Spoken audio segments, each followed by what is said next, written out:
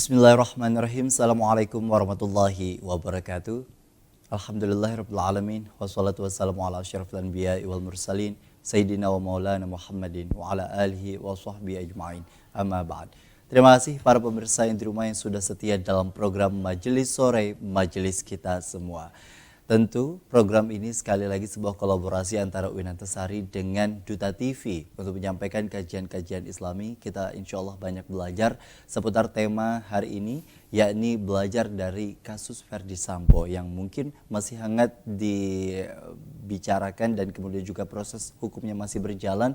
Tapi apa yang kemudian juga dapat kita ambil pelajaran, karena tentu pelajaran itu bisa kita ambil dari mana saja dan bisa jadi dari kasus yang kita hadapi ataupun juga dari kasus yang dihadapi oleh orang lain untuk kemudian bisa dijadikan sebuah hikmah yang insya Allah bermanfaat dalam kehidupan kita. Untuk itu saya tidak sendiri, bersama dengan Bapak Dr. Haji Ahmad Mujahid MA dari Fakultas Usuluddin dan Humaniora. Assalamualaikum. Waalaikumsalam warahmatullahi wabarakatuh. Sehat Pak ya? Alhamdulillah sehat. Alhamdulillahirrahmanirrahim. Hari ini temanya yang kemudian juga mungkin cukup baru, karena tentu kasusnya pun juga terbilang baru, dan walaupun ini prosesnya masih berjalan, proses hukumnya masih berjalan, tapi di dalam sebuah kehidupan itu sendiri kan Pak, kita memang belajar mungkin dari cerita orang lain ataupun yang masalah yang memang kita hadapi yang Allah berikan begitu berbentuk ujian.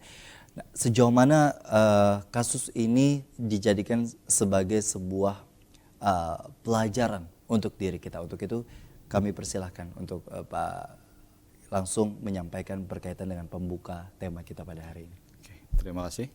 Assalamualaikum warahmatullahi wabarakatuh. Waalaikumsalam. Alhamdulillah, wassalatu wassalamu ala rasulillah wa ala alihi wa sahbihi mawalah. Para pemirsa Duta TV yang dirahmati Allah Subhanahu wa taala. Tema yang kita bicarakan pada hari ini yaitu terkait dengan belajar dari kasus Verdi Sambo, yang saya yakin hampir atau mayoritas masyarakat Indonesia sangat mengetahui ya, karena memang ini lagi viral. Nah, terkait dengan kasus ini tadi sudah disampaikan, kita tidak bicara tentang bagaimana hukum dari kasus ini gitu. Tetapi istilahnya itu beyond the case. Jadi di belakang apa yang bisa kita ambil pelajaran di kasus ini.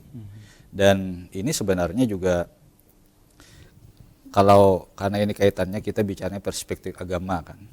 Jadi sebenarnya sudah banyak kasus-kasus yang terjadi, peristiwa-peristiwa yang terjadi, yang kalau kita baca dalam Al-Quran itu kan ada cerita orang yang sukses, orang yang selamat dunia akhirat, misalnya seperti kasus nabi, para nabi, para orang-orang yang saleh.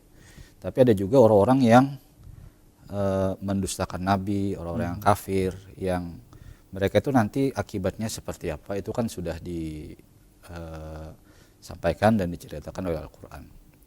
Sehingga di dalam, misalnya dalam salah satu ayat Al-Quran itu disebutkan ada ayat yang bunyinya qul siru fil ardi fanzuru kaifa kana aqibatul mukadzibin. Jadi kata Allah, katakan wahai Nabi Muhammad kepada para kaummu, silakan kalian berjalan, siru. Jadi siru istilahnya kita berjalan, kita berkeliling itu kan di muka bumi ini, agar kita bisa melihat bagaimana akibat yang akan ditanggung oleh orang-orang yang mendustakan. Ya, dalam hal ini ya mendustakan agama diantaranya. Nah, kita kan bisa melihat kasus seperti zaman Nabi Nuh, bagaimana ketika mereka mendustakan Nabi, tidak mempercayai dakwah Nabi Nuh, mereka ditenggelamkan. Termasuk juga kasusnya Nabi Lut yang berbuat LGBT itu kan, mereka bagian di balik buminya itu kan. Nah, itu sudah disebutkan, diceritakan dalam Al-Quran. Nah, yang terkait dengan ini artinya kita tidak sebatas melihat, kalau di masyarakat umum kan itu biasanya melihat ramainya itu ada kasus misalnya seperti pelecehan seksual dan seperti apa gitu ya, tapi kita tidak bicara di situ. Nah, dalam kasus Verdi Sambo ini Di antara yang ingin kita ambil pelajaran sebenarnya banyak gitu ya, tapi kita batasi saja. Di antaranya terkait dengan ketika menghadapi satu masalah, gitu ya. Ada orang yang bermasalah dengan kita, gitu kan. Misalnya orang itu membuat kita marah, gitu kan. Nah itu sebenarnya ada sikap yang benar, bukan lalu dipakai yang seperti kasus ini kan langsung dibunuh begitu saja. Seharusnya ada. Nah, itu yang pertama. Yang kedua adalah kaitannya ketika ada anak buah ini kan, anak buah Ferdy Sambo yang disuruh oleh Ferdy Sambo FS ini untuk membunuh. Padahal kalau kita lihat ketika dia membunuh kan bukan berdasarkan perintah, misalnya hasil putusan pengadilan, misalnya itu dihukum mati nanti, itu kan itu benar. Kalau dalam ini kan tidak. Nah itu nanti akan kita bicarakan ketaatan seperti apa yang sebenarnya yang seharusnya dilakukan oleh anak buah terhadap pemimpinnya. Termasuk juga misalnya ketika semakin tinggi jabatan misalnya kan, nah itu nanti juga bukan berarti nanti semakin tinggi jabatan itu kita dalam tanda kutip hanya fasilitas saja yang diterima, tapi juga kemungkinan ya ujian pun juga akan bertambah banyak. Istilahnya kan kalau bahasa kita di kampung itu semakin tinggi pohon itu maka semakin kencang juga anginnya akan menerpa itu kan. Nah yang keempat ya juga kaitannya adalah terkait dengan misalnya bagaimana kita menjaga keluarga. Nah itu diantara 4 yang akan kita bicarakan gitu ya, yang kita dalami terkait dengan kasus ini. Sebenarnya masih banyak yang lain. Betul. Cuma harus kita batasi karena itu masih ya perlu waktu yang panjang untuk dibicarakan itu kan. Ya kita ketahui memang proses terjadinya kasus pembunuhan ini sendiri bahkan memang ditarik lagi waktu anak Nabi Adam begitu ya, yang kemudian juga saling berseteru sehingga kemudian juga kasus itu kita ketahui bersama lah istilahnya. Artinya dengan kondisi di mana itu pun juga sudah terjadi pada saat manusia itu sendiri memang paling awal diciptakan begitu, dengan artinya syaitan ini sendiri kan begitu mudahnya untuk kemudian juga menghasut hingga reaksi dari yang kita keluarkan seringkali ujungnya adalah sebuah penyesalan, baik itu yang berbentuk sebuah penyesalan di akhir atau bisa jadi kita berdua atau misalnya dalam hal 2 orang ini sendiri yang terlibat sebuah kasus itu tadi berujung kepada sebuah hukuman begitu yang istilahnya tidak diinginkan sebenarnya oleh keduanya, tapi karena menjadi sebuah dampak dan sebab akibat, maka itu bisa dilakukan terutama di dalam sebuah negara, terutama dalam hal ini kan memang negara Indonesia negara hukum. Kalau kita bicara mengenai kasus yang kemudian juga kian marak hari ini begitu berkembang, ini sendiri kan memang begitu banyak dibicarakan. Kasusnya pun setiap hari muncul di media sosial, di media mainstream, televisi dan lain sebagainya. Dengan hadirnya kasus ini sendiri, kalau kita belajar secara awam Pak, apa yang kemudian juga dapat bisa kita terima terlebih dahulu sebelum kita bicara mengenai pelajaran apa yang kemudian juga dapat kita ambil hikmahnya dari sebuah kasus ini sendiri. Misalnya dari sebuah kasus yang kita dengar, kita lihat, kemudian juga kita perbincangkan bersama dengan orang-orang yang ada di sekitar begitu. Penerimaan seperti apa yang sebaiknya sebagai seorang muslim kita lakukan untuk memilah dan memilih dari sebuah pemberitaan itu tadi. Oke, jadi terkait berita yang seperti ini, kalau dalam anjuran Al-Quran itu kan bahasanya itu adalah kalau di surah Al-Hujurat itu disebutkan ya ayyuhalladzina amanu in ja'akum fasiqum binaba'in fatabayyanu. Jadi kalau ada satu berita, ini kan anjuran Al-Quran kepada kita orang mukmin. Jadi kalau ada dalam satu berita yang terkait apapun gitu ya, maka itu kita tidak langsung begitu saja menerima. Tentunya ya kita harus menyaring, disaring gitu kan. Jadi istilah bahasa sekarang itu kan saring sebelum sharing gitu kan. Jadi kita saring dulu apakah memang berita ini patut untuk kita terima misalnya. Kalau memang itu patut, bisa juga nanti kita sharing kan, dibagi. Tapi ada juga mungkin bisa aja berita itu benar, tetapi tidak patut untuk di sharing kan, bisa juga untuk dibagikan. Jadi ya anjurannya memang harus seperti itu. Jadi perlu kita saring, kita pelajari itu. Dan ini memang juga terkait dengan masalah literasi gitu ya. Literasi di masyarakat kita. Bagi yang literasinya baik gitu ya, atau tingkat pendidikannya baik, maka dia akan lebih hati-hati. Tapi memang dalam masalah ini kadang ada juga yang di tingkat yang kuliah yang pendidikan tinggi pun kadang tidak menjamin juga gitu. Betul, banyak juga yang malah memprovokasi kan. Tapi sebenarnya ya istilahnya kalau literasinya lebih baik, pendidikannya lebih baik, ya biasanya itu akan lebih baik lah. Cenderung untuk kemudian juga menerima dan berbagi itu lebih hati-hati. Iya, lebih hati-hati. Lebih waspada istilahnya. Lalu kemudian juga pelajaran apa sebenarnya yang bisa kita petik dari kasus yang kemudian juga tadi disebutkan.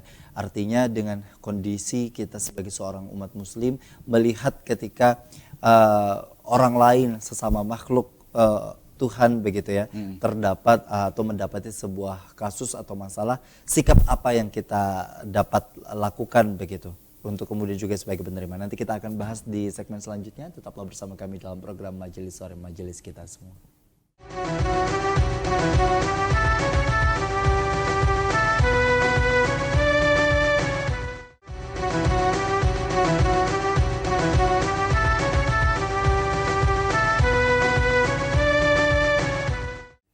Terima kasih Anda masih bersama kami dalam program Majelis Sore, Majelis Kita Semua. Belajar dari sebuah kasus yang hari ini begitu viral di media tentu menjadi bagian yang dirasa penting. Karena hal-hal kecil pun di dalam sebuah kehidupan bisa kita jadikan sebagai sebuah pembelajaran. Baik itu sebagai bentuk nikmat ataupun juga ujian. Ataupun juga bisa mengubah terhadap perspektif sudut pandang diri kita begitu terhadap sebuah dinamika kehidupan. Kalau dilihat dari sebuah pelajaran, mungkin boleh diawali Pak, apa yang kemudian juga kita dapatkan dari sifat kontrol emosi atau kontrol amarah di dalam sebuah kehidupan. Karena tentu yang namanya amarah pasti bisa saja muncul, kita tidak bisa menangguhnya istilahnya. Kapan dan kemudian juga di mana puncak amarah itu kemudian juga dirasa muncul, walaupun kita ketahui memang marah itu adalah bagian dari setan, tapi seringkali yang faktanya di lapangan adalah kita dirasakan akan hal-hal yang seperti itu begitu. Seperti apa sebenarnya untuk proses pengendalian emosi dan juga amarah di dalam sebuah kehidupan? Oke, jadi yang saya lihat ya, pelajaran yang bisa kita ambil di kasus ini itu ada terkait dengan bagaimana kita seharusnya menjaga emosi. Jadi dan menjaga emosi ini sebenarnya adalah bagian dari karakter orang yang bertakwa. Jadi kalau misalnya kita baca di ayat 134, sebelumnya ayat 133, itu yang dari surah Al-Imran, itu kan ayatnya wasari'u ila maghfiratin mir rabbikum wa jannatin 'arduha samawati wal ardu uiddat lil muttaqin. Nah di ayat 134-nya itu nanti bicara siapa-siapa orang muttaqin itu, orang bertakwa. Yang pertama adalah alladzina yunfiquna fis sarra'i wad dharra. Jadi salah satu ciri orang bertakwa itu adalah mereka yang memberikan nafkah, memberikan infak, memberikan sedekah, baik itu saat masih lapang ataupun juga dalam saat yang terpepet. Jadi baik itu kaya miskin, dia tetap aja dia menyumbang. Itu yang pertama. Yang kedua, ini yang akan kita bahas, itu wal kaziminal ghaiz. Orang yang mampu menahan amarah. Nah itu adalah bahkan dijadikan fokus utama gitu Pak. Fokus di antara orang yang bertakwa itu tandanya itu. Yang kedua, jadi dia biasa mampu menahan amarah. Walaupun sebenarnya dia bisa. Dia mampu, dia punya kuasa. Ya. Tapi ketika dia mampu untuk menahan itu, maka dia disebut dengan orang bertakwa. Sehingga dalam salah satu hadis ya di disebutkan sebutannya adalah laisa syadidu bisur'ah. Jadi yang namanya orang kuat, orang hebat maksudnya ya, itu bukan orang yang hebat kuat bertinju istilahnya, kayak misalnya orang hebat itu bukan seperti kuat secara fisiknya fisik istilahnya. ya, kayak Mike Tyson misalnya, Ya. siapa itu yang itu bukan itu yang disebut dengan orang hebat, orang kuat. Tetapi kata Nabi di sini diteruskan, innamasyadidu alladzi yamliku nafsahu indal ghadab.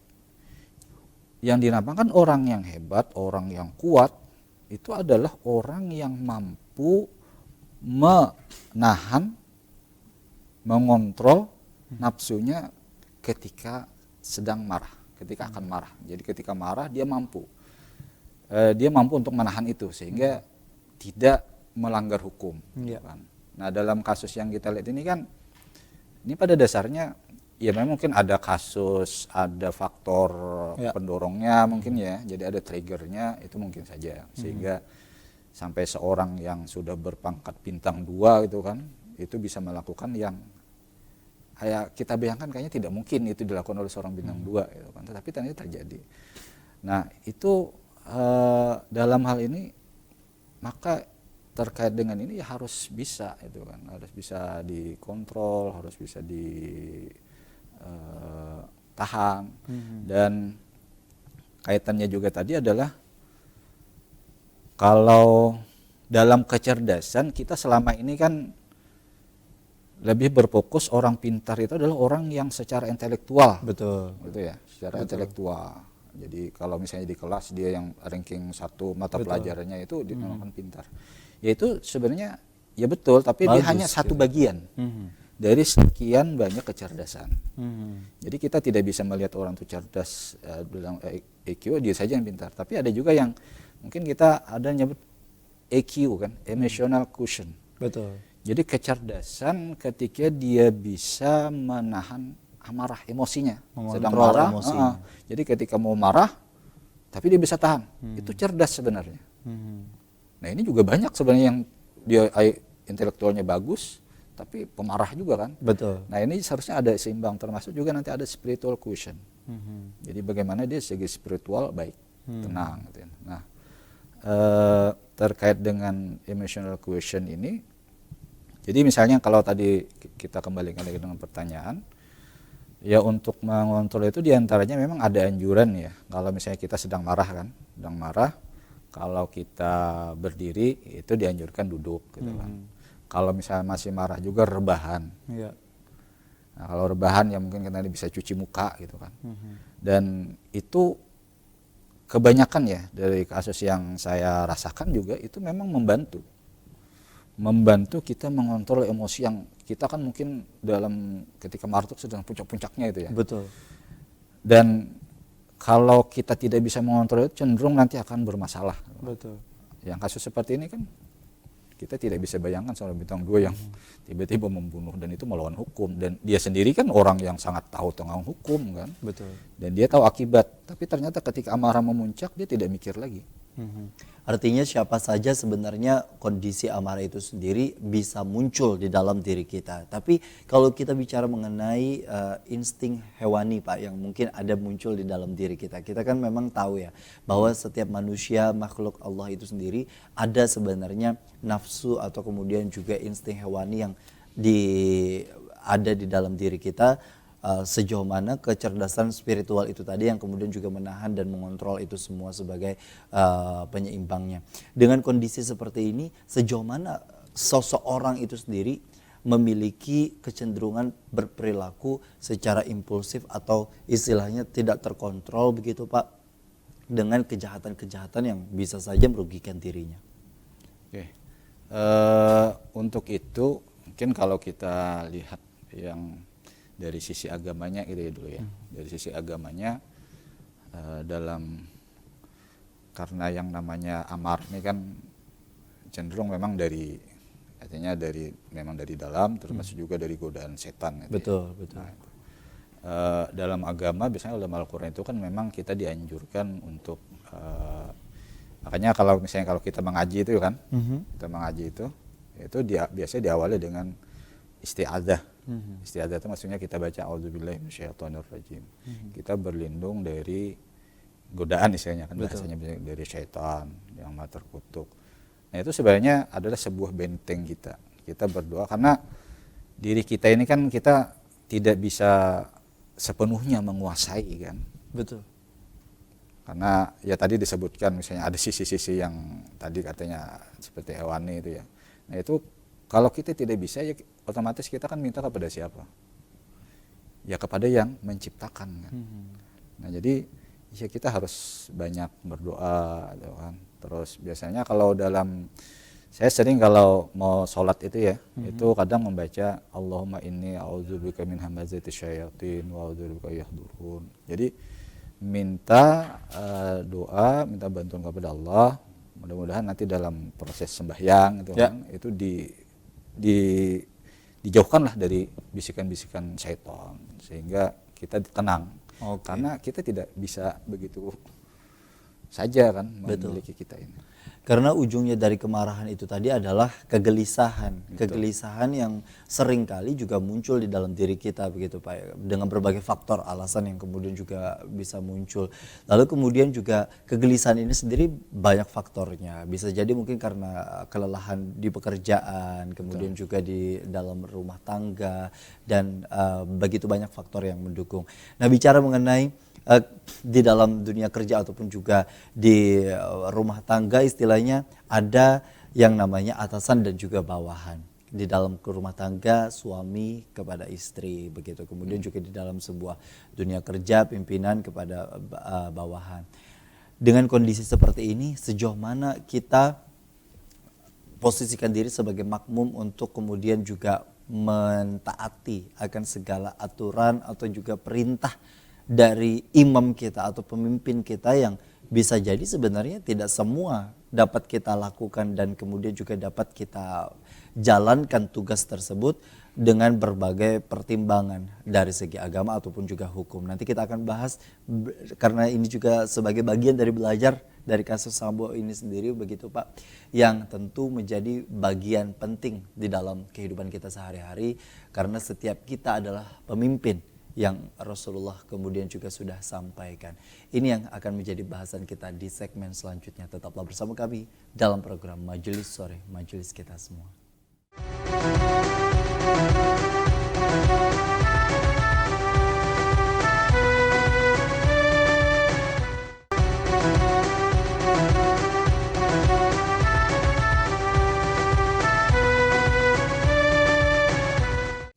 Terima kasih Anda masih bersama kami dalam program Majelis Sore, Majelis Kita Semua. Belajar dari kasus Verdi Sambo yang hari ini memang masih proses hukumnya masih berjalan, untuk kemudian juga masyarakat istilahnya begitu banyak menimbulkan reaksi. Baik itu reaksi yang istilahnya sampai kepada sifatnya menjustifikasi atau kemudian juga melakukan penghakiman penghakiman sosial istilahnya, sampai pada tahapan juga ada juga sebagian orang yang melihatnya hanya sepintas saja karena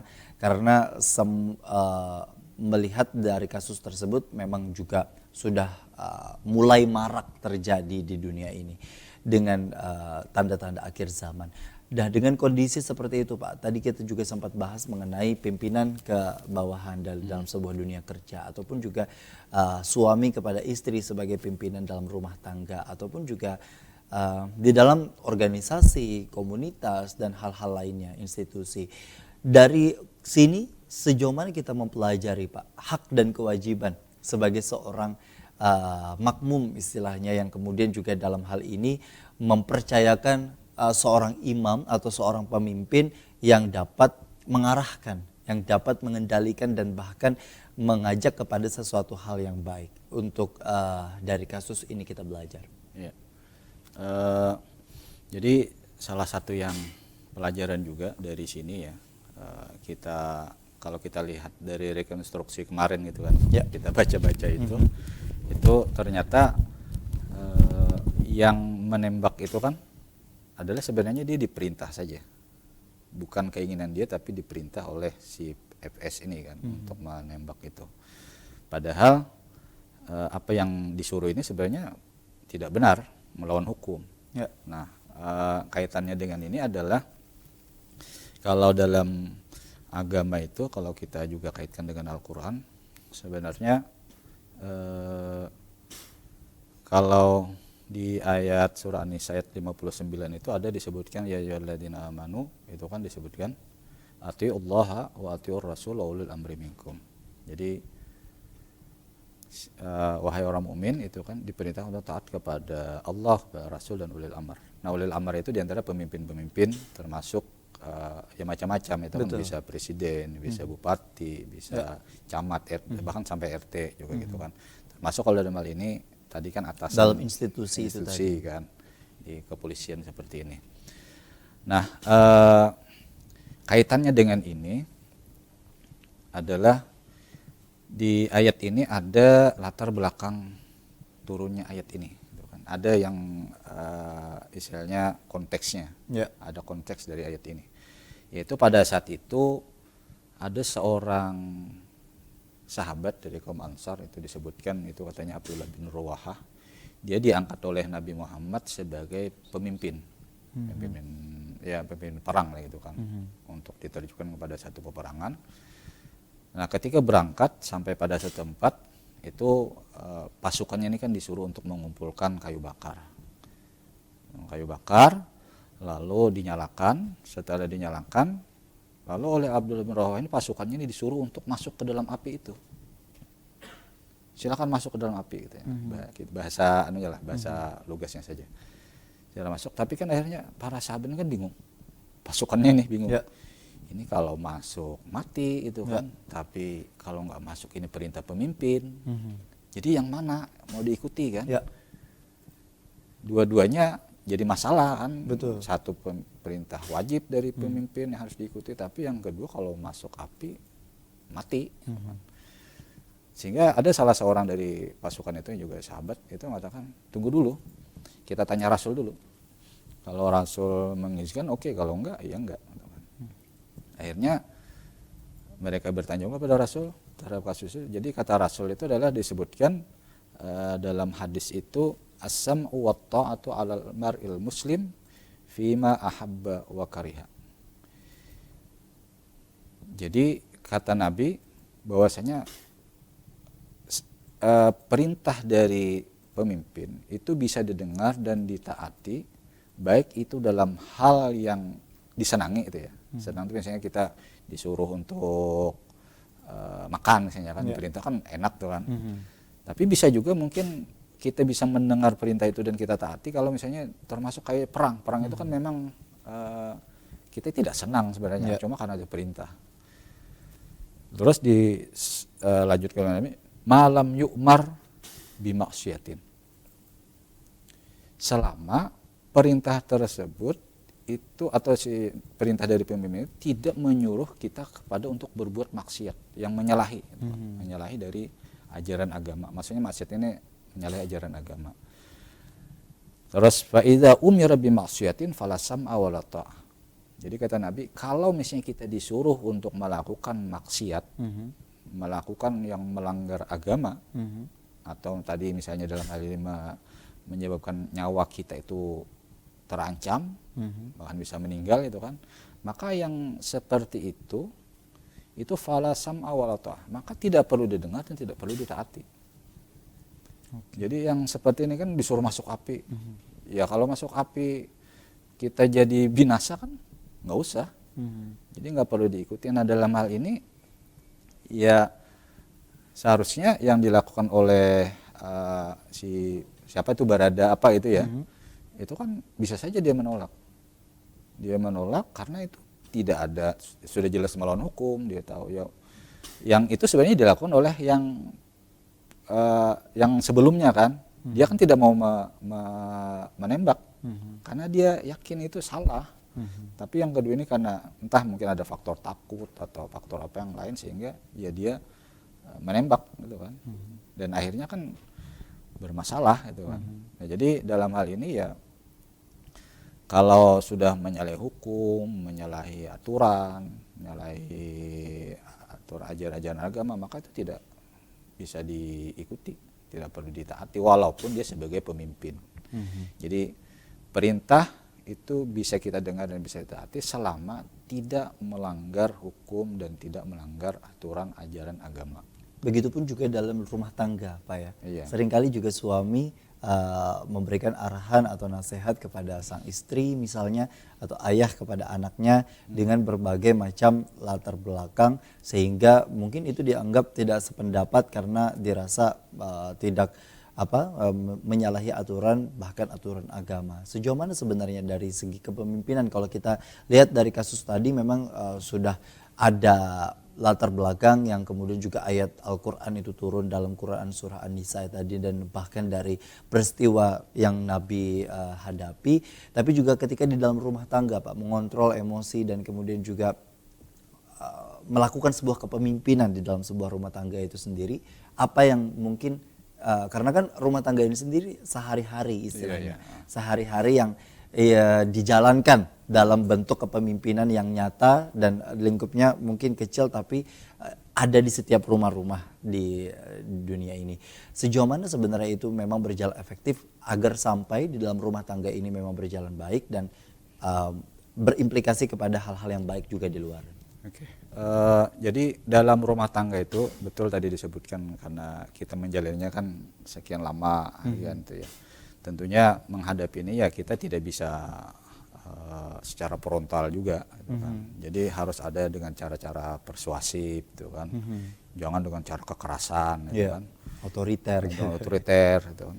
Jadi perlu juga dengan pendekatan-pendekatan yang humanis ya, dengan persuasif, mungkin dengan cara-cara yang baik lah. Kalau di ayat lain ya ingin saya tegaskan juga, ini karena kaitannya dengan di rumah kan, dalam sebuah keluarga. Itu kan ada ayat misalnya wa in jahadaka ala alla tusyrika bi, itu kan. Jadi ada ayat di situ disebutkan kalau kita misalnya kita ini kan berbeda, ada satu keluarga misalnya itu berbeda agama antara orang tua dengan anaknya. Betul, dan hari ini memang banyak terjadi. Nah, jadi kalau misalnya itu ada orang tua yang dari si anaknya misalnya muslim itu ya, terus orang tuanya non muslim. Nah kalau misalnya orang tuanya itu memaksa anaknya untuk ikut misalnya, atau ya ingin masuk sini pokoknya harus ikut nih, kalau enggak nanti saya pukul misalnya.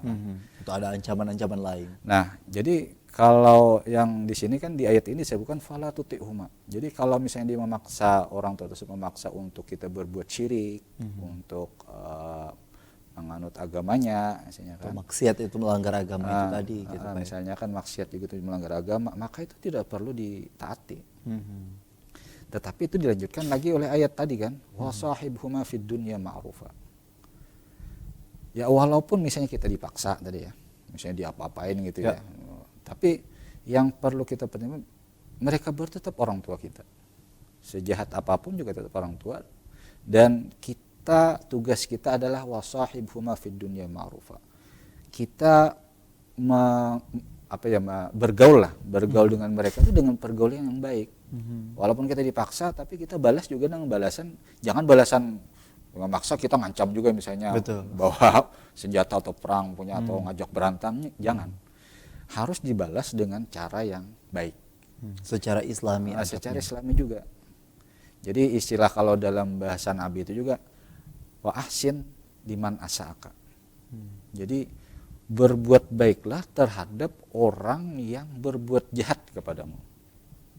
Nah ini tingkat kebaikan yang luar biasa. Bukan hanya berbuat baik kepada orang yang berbuat baik, tapi bahkan orang yang berbuat baik kita harus berbuat baik juga dengan orang yang berbuat jahat. Nah itu sebenarnya sunnah Nabi yang luar biasa. Jadi sunnah Nabi itu bukan hanya biasanya kita kalau sudah poligami itu sunnah ibadah mahdoh atau ghairu mahdoh itu gitu. Sebenarnya ada sunnah Nabi yang sangat luar biasa, itu adalah berbuat baik terhadap orang yang menjahati kita. Kalau biasanya kan kita berbuat baik dengan orang yang berbuat baik itu biasa, ya wajar, karena kita membalas perbuatan baik dia. Betul. Tapi yang luar biasa itu adalah kalau kita membalas kejahatan orang itu dengan perbuatan baik. Dan itu kan sudah banyak dilakukan oleh Rasul, dicontohkan oleh Rasul dalam setiap perbuatan beliau. Bagaimana seperti Abu Jahal, Abu Lahab, Abu Sufyan, yang mereka kan jahatnya luar biasa waktu itu. Tapi Nabi kan tidak pernah Abu Sufyan apa kurang jahatnya pada Nabi? Gitu kan? Ketika Fathu Makkah, penaklukan Makkah, siapa yang disebutkan oleh Nabi pada saat itu? Termasuk adalah Abu Sufyan. Siapa yang berada di rumah Abu Sufyan maka dia akan selamat. Itu kehebatan Nabi, luar biasa Nabi itu. Membesarkan hati. Padahal kembali lagi ke awal tadi menjaga amarah, Nabi kan dalam posisi pemenang itu. Ya. Ketika penaklukan Makkah itu kan orang Quraisy yang dulu mereka kafir Quraisy itu yang mereka sangat super power, sangat kuat bisa menindas Nabi dan para sahabat. Ini kan pada saat penaklukan Makkah itu kan berbalik. Betul. Nabi dalam posisi jadi super powernya, orang Quraisy, orang kafir Quraisy itu jadi ya orang-orang yang sudah lemah. Nabi kalau ingin membunuh kan mudah. Betul. Tinggal Tapi instruksi. Tinggal instruksi. Tinggal apa aja kan mudah lah, namanya orang sudah paling kuat kan, dengan pasukan yang luar biasa, dengan persenjataannya lengkap. Tapi itu tidak dilakukan oleh Nabi. Ya karena tadi Nabi itu ya kita tahu adalah sosok yang sangat cerdas. Jadi cerdas itu bukan hanya IQ beliau, tapi juga dari segi emosinya luar biasa. Terus spiritualnya sangat hebat, termasuk ibadahnya juga. Jadi strategi yang kemudian beliau jalankan adalah dengan menjalankan membalas dari apa yang orang lakukan terhadap perbuatan jahat itu dengan sebuah kebaikan. Dengan kebaikan. Sehingga orang dapat melihat cerminan dari Islam dan kebaikan itu sendiri dari perilaku orang tersebut, begitu Pak ya. Seringkali perilaku yang kemudian juga kita abaikan di dalam kehidupan sehari-hari dan bahkan dalam hal adab. Padahal perilaku itu sendiri yang kemudian juga menjadi sebuah cerminan akan di agama, akan sebuah tingkat pendidikan dan kemudian juga yang kita dapatkan di dalam sebuah kehidupan itu tadi gitu Pak ya. Kita nanti bahas Pak seputar sudut pandang berkaitan dengan sabar itu ada batasnya.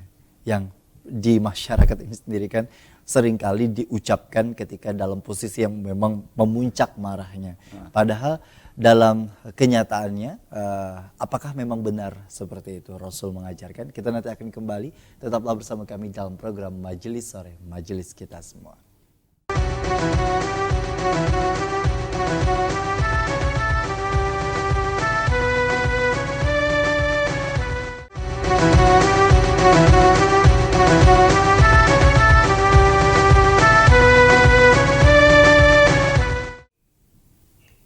Alhamdulillahirrahmanirrahim. Terima kasih para pemirsa di rumah yang sudah setia dalam program Majelis Sore, Majelis Kita Semua.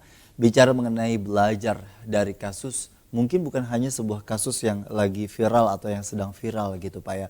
Seringkali banyak juga di tengah masyarakat kita atau yang melanda sesama muslim, sesama keluarga, istilahnya tertimpa musibah dan lain sebagainya. Bisa saja itu kemudian menjadi ladang pembelajaran bagi diri kita untuk kemudian juga lebih cermat, lebih teliti dan lebih hati-hati dalam bersikap dalam mengambil sebuah keputusan.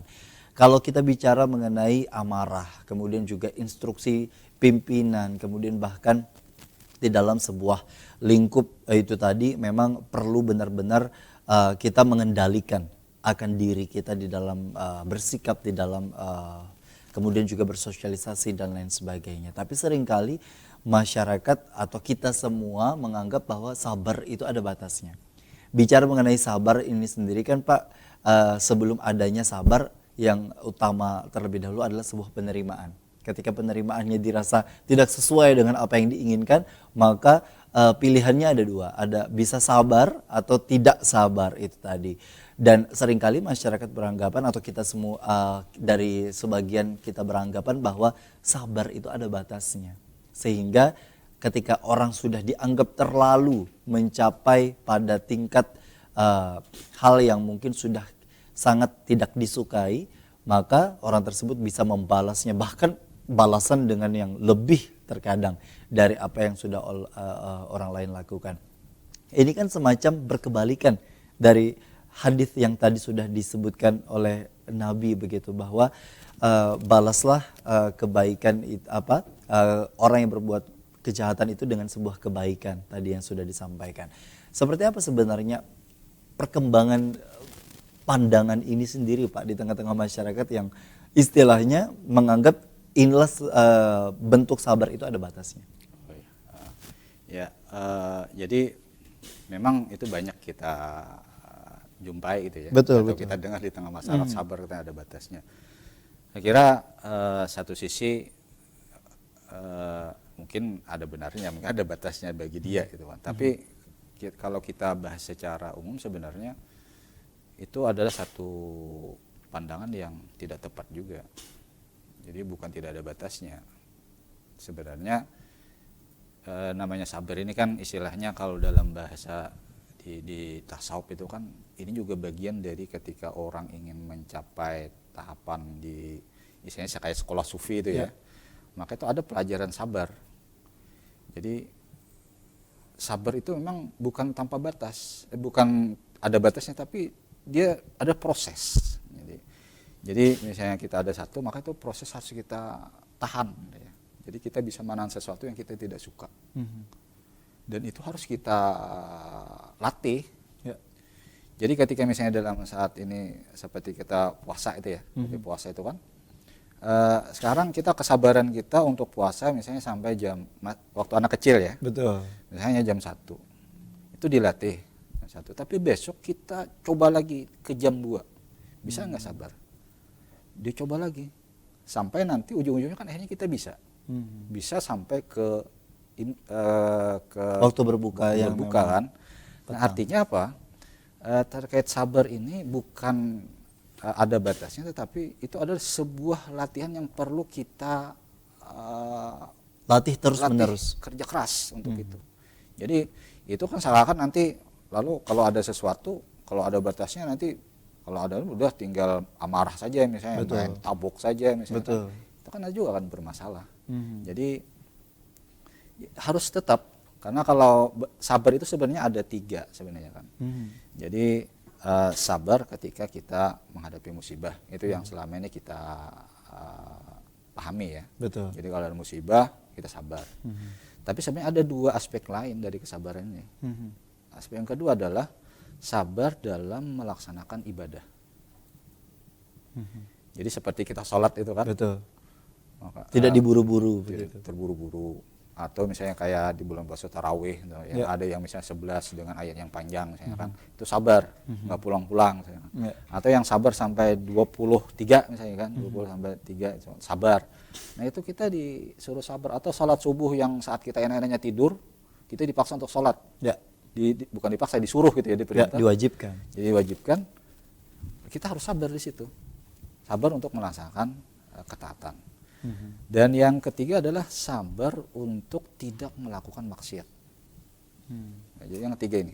Jadi misalnya kita yang kalau tadi misalnya atau kita disuruh untuk menghadapi kita yang maksiat, misalnya digoda orang misalnya. Ya. Anggap kalau kita laki-laki digoda cewek misalnya kan, untuk berbuat yang tidak baik misalnya. Dan itu terjadi pada saat Nabi Yusuf. Nah, Nabi Yusuf itu kan. Nah, ketika Nabi Yusuf menghadapi yang digoda oleh seorang wanita cantik, betul. Nabi Yusuf kan bersabar. Walaupun sebenarnya ya mungkin beliau sendiri dan tanda kutip itu kan sebenarnya ada juga minat itu kan, tapi ternyata beliau mampu bersabar dan itu ya memang berkat dari Allah tuh kan. Jadi memang perlindungan dari Allah. Dan nah ingin saya kaitkan juga di sini adalah kalau di ayat Al-Qur'an wa ma sabruka illa billah. Jadi maksudnya apa? Ma sabruka illa billah itu adalah dan tidaklah kesabaran kamu itu kecuali dengan Allah. Artinya apa? Jadi kalau kita dihadapi dengan satu kejadian, dengan musibah atau misalnya kita dihina itu ya. Terus lalu kita bilang tadi kesabaran ada batasnya. Dalam hal itu ya memang kita punya batasan ya, manusia ini kita punya batasan, tetapi Allah kan tidak terbatas. Allah punya segalanya. Allah punya segala kehendak. Maka dalam hal ini ya kita berdoa kepada Allah agar memberikan kesabaran yang luar biasa. Sehingga kita tidak terjatuh kepada penyesalan yang luar biasa seperti yang dalam kasus, sekali lagi kasus yang FS ini kan. Akhirnya banyak penyesalan-penyesalan yang terjadi. Cuma ya seperti peribahasa itu kan ya namanya penyesalan itu pasti akan datang di belakang. Akhir. Nah, selalu seperti itu kan. Betul. Kalau di awal namanya daftar isi atau pendahuluan gitu. Menu ya. Baik, artinya dengan kondisi seperti ini yang banyak belajar adalah Memang sekali lagi kasus apapun sebenarnya bisa kita jadikan pelajaran, baik itu yang tertimpa untuk diri kita maupun terhadap orang lain. Jangan sampai juga kasus yang dihadapi oleh orang lain kita hakimi sedemikian rupa sampai lupa belajar dari kasus itu untuk kemudian juga bisa kita benahi diri apa yang kemudian juga menjadi kurangnya, karena setiap manusia pun juga memiliki insting itu sejauh mana kita bisa mengelola dan mengendalikan dari segi keimanan kita yang menjadi penghalang dan juga ujung tombak dari semuanya gitu Pak ya. Terakhir dari kesimpulan tema kita pada hari ini. Ya, jadi kesimpulan dari tema yang kita bahas adalah ketika ada sebuah kasus yang seperti ini, maka kita jangan terjebak kepada kasus itu sendiri. Tetapi apa sih pelajaran yang bisa kita ambil? Dan itu sudah dijelaskan oleh Al-Quran. Agar kasus yang seperti ini, kita kan sudah tahu bagaimana ini kejadian-kejadian seperti ini, itu tidak terulang kepada diri kita. Betul. Tidak dan terulang. sanak keluarga kita. Dan sanak keluarga kita. Karena itu kan sudah dinampakkan oleh Allah seperti yang kejadian-kejadiannya, agar kita tidak melakukan. Yang terjadi selama ini kan kadang kita lihat ya mereka menghardik, menghina, itu sebenarnya bukan tidak tepat. Tidak tepat ya, seharusnya kita bisa mengambil pelajaran ini tidak boleh, harus bisa menahan amarah, harus bisa bagaimana sih ketaatan dengan seorang pemimpin. Kalau menyuruh maksiat ya jangan, gitu kan, itu dilakukan. Dan terakhir terkait dengan masalah kesabaran tadi, ya memang kita ini adalah manusia yang serba kekurangan gitu kan. Betul. Ya kita tidak ada kekuatan apapun. Istilahnya kalau kita baca la haula wala quwata illa billah kan. Jadi kita tidak punya daya, tidak punya kekuatan kecuali kita meminta kepada Allah yang Maha Kuat. Betul. Nah, itu yang kira yang bisa kita ambil dari kasus dari yang sedang viral sekarang ini. Itu yang menjadi pembelajaran bagi kita semua. Semoga Allah senantiasa selalu memelihara kita dari segala hal-hal yang tidak baik. Amin. Begitu Pak ya, dan sanak keluarga kita, dan apapun yang kemudian juga tertimpa terhadap orang lain, bukan berarti kita dengan mudahnya menghakimi dan kemudian juga biarkan para aparat yang kemudian juga misalnya dalam kasus yang kemudian menjadi tema pada hari ini bertugas untuk kemudian juga menyelesaikan proses hukumnya itu sendiri, masyarakat itu sendiri. Kita terutama sebagai umat muslim, sejauh mana kita mengambil dan memetik hikmah dan pembelajaran untuk diri kita agar jangan sampai kondisi seperti ini atau bahkan hal yang lebih berat lagi terjadi kepada diri kita, bahkan sanak keluarga kita. Sekali lagi semoga dari tayangan ini insya Allah memberikan kebermanfaatan dan insya Allah juga memberikan edukasi kepada masyarakat berkaitan dengan kasus apapun, informasi apapun yang hari ini begitu berkembang, bukan dijadikan sebagai sebuah rujukan untuk dengan mudahnya kita menghina atau bahkan merendahkan, tapi sejauh mana kita mampu mengambil hikmah dan pembelajaran dari cerita itu semua. Terima kasih Pak Mujahid, terima kasih bagi para pemirsa di rumah yang sudah menyaksikan program Majelis Sore edisi hari ini. Akhirnya saya Gusti Muhammad Hermawan mewakili seluruh kerabat kerja yang bertugas mengucapkan terima kasih atas perhatian dan kebersamaan Anda. Wassalamualaikum warahmatullahi wabarakatuh. Waalaikumsalam.